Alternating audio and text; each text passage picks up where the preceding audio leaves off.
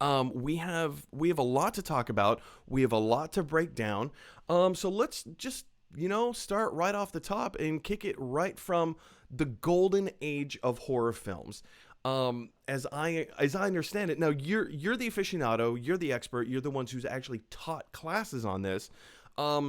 I'm not a huge fan of the horror movie genre myself, but when it comes to the birth of horror films, how did this whole thing start?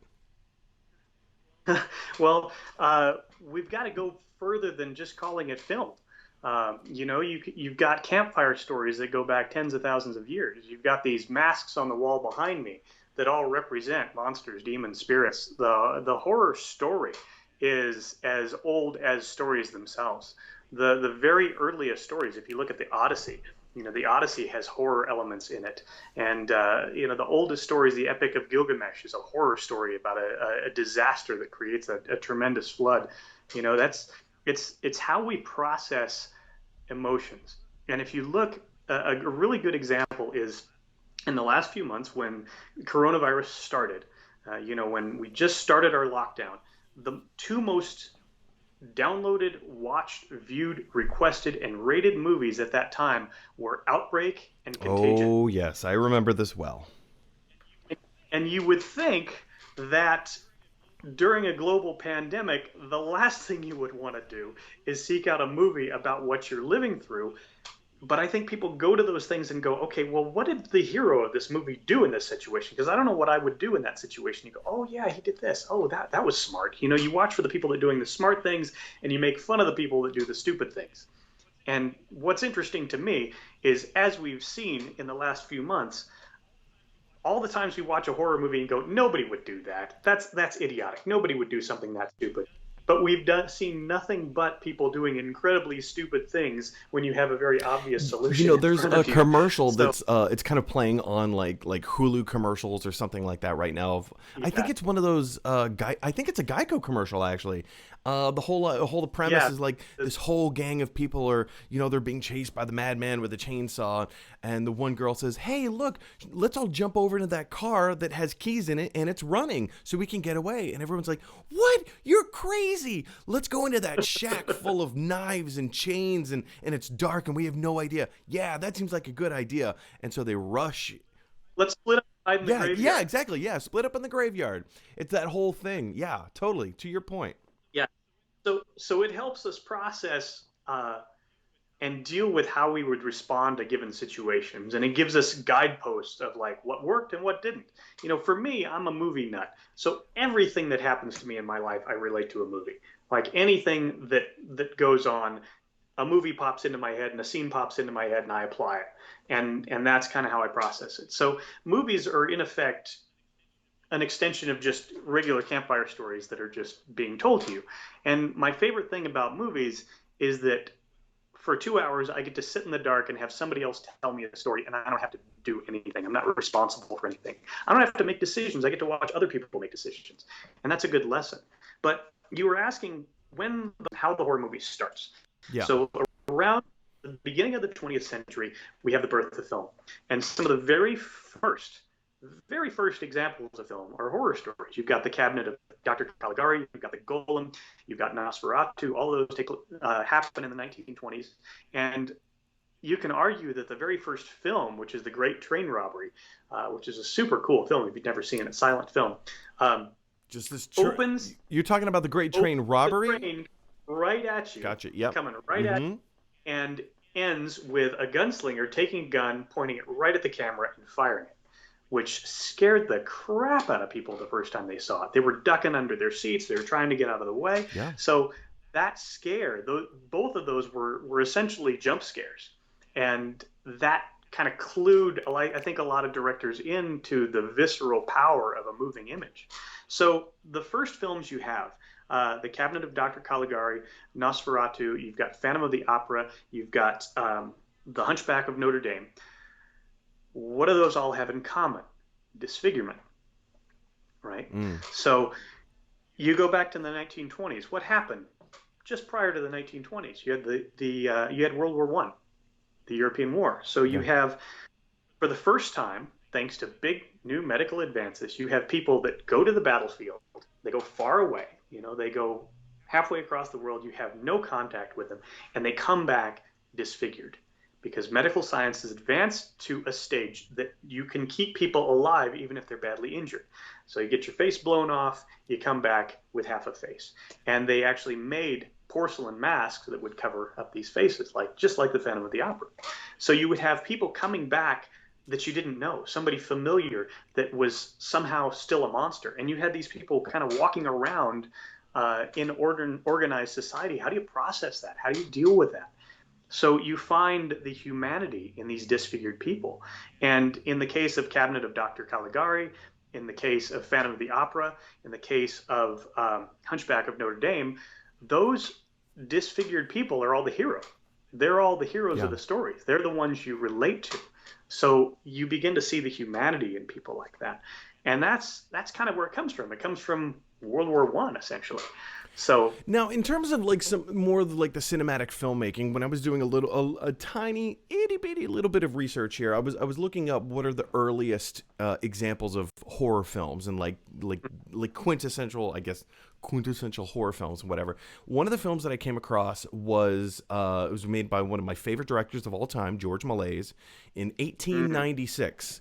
And I mean, we often think of the silent film age being the 1920s and 1930s, but I mean, the silent movie era really started in the 1800s. Yes. And I slapped together. Well, I didn't slap together. I put music on top of it. But in a few minutes, or in just a moment, I want to play one of George Méliès's earliest films called. It goes by two different names. I'm not sure if you can help me on this. It's either House of the Devil or The Devil's Castle. It kind of, as what I could see, kind of went by two different names. It's only 3 minutes long. If you don't mind, I'm going to go ahead and play it now. But this is the earliest, quote unquote, example of one of the earliest horror films ever made. Go ahead and check it out.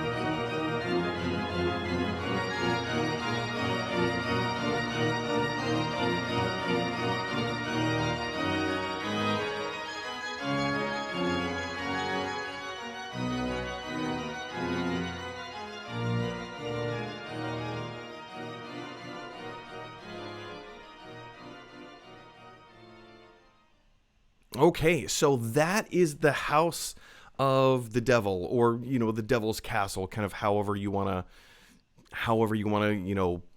think of it, or refer to it as. Kind of goes by two different names.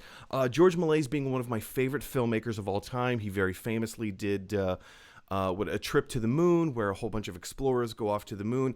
And what makes George Méliès, in my opinion, so brilliant as a filmmaker were his cutting edge special effects. I mean, we look at the special effects in a movie like this, The House of the Devil, and it seems very rudimentary.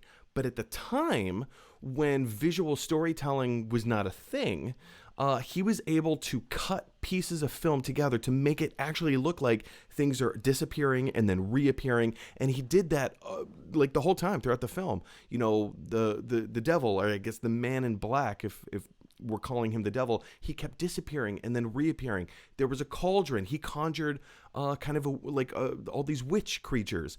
They disappeared. They reappeared.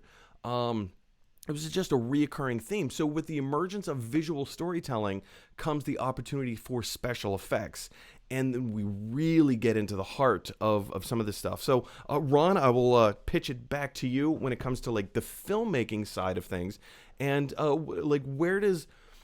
Because I think when you ask your kind of stereotypical, like, standard person on the street, what's the earliest horror film you can think of? I think a lot of people would say Dracula, with Bela Lugosi. I don't know if that's fair, but that just kind of seems in the social consciousness. Yeah, yeah, that makes a lot of sense. And there was a big resurgence in the 1930s of kind of fairy tale horror, and there was also this was at the end of the Roaring Twenties, so you had a booming economy at the end of it.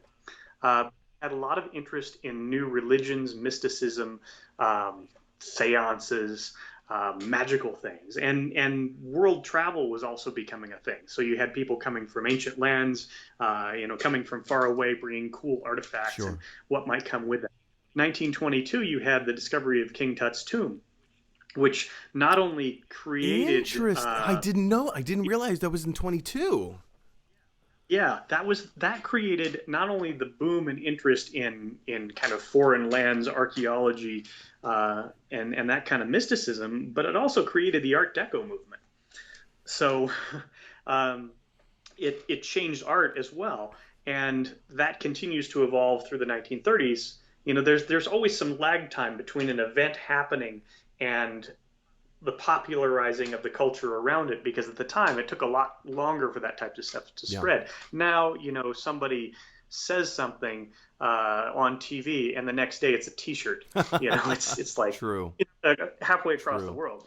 But there was a very strong interest in that in the 1930s. You have movies like King Kong, where they actually go to a faraway island when there still were mysterious islands, bring King Kong back, and that collision of ideas. There's mad science. There's these huge technological leaps that are happening.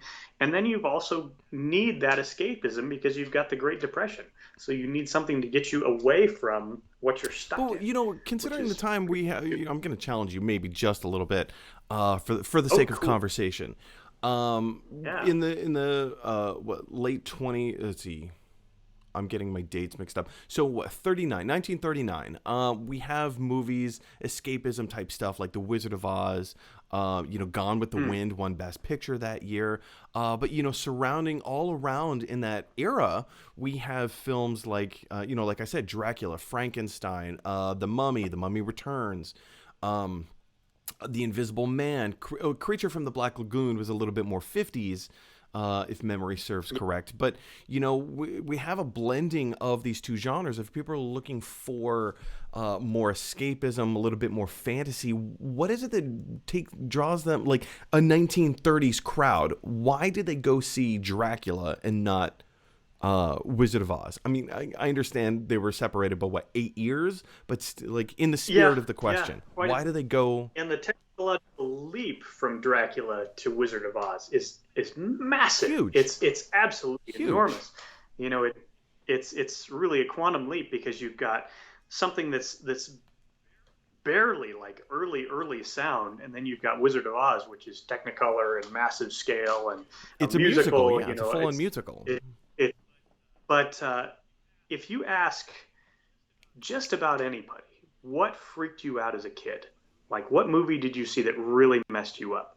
I'm willing to bet that 1 in 10 of those people will say the Flying Monkeys from Wizard That of is my Oz. mother. I say that without hesitation. That is the reason that my mother does not. In fact, I don't know if you saw on the channel, but last week or 2 weeks ago, I did a review of The Wizard of Oz just for my mother. She wanted to know what my thoughts on it were, as you know, it being a classic film. But it was the Flying Monkeys that freaked her out. Yeah, yeah, worse than just about anything. And you can ask that of people who are only 20 years old and they'll say the Wizard of Oz, which is Yeah. really cool. You know that it's what is it? It's 90 years old now? No, it's 80. 39. So yeah, 80 years old. 81. Yeah. It's pretty cool that something like that can have an effect. I remember showing Nosferatu to teenagers and it freaking them out. That's a Yeah. disturbing film. And what disturbs us, you think, well, modern horror movies are much scarier, and not necessarily. The rules of suspense and horror are pretty much the same. They stay the same throughout. So, um, but it's interesting because almost all of those films from the 1930s deal with fantasy. Faraway lands, going far away, coming back, going far away, coming back, So or either bringing something back or going somewhere So I far can away, see the like appeal that. of like this faraway land, something I've never seen before. It's grand, Right. Romania or at the time Transylvania.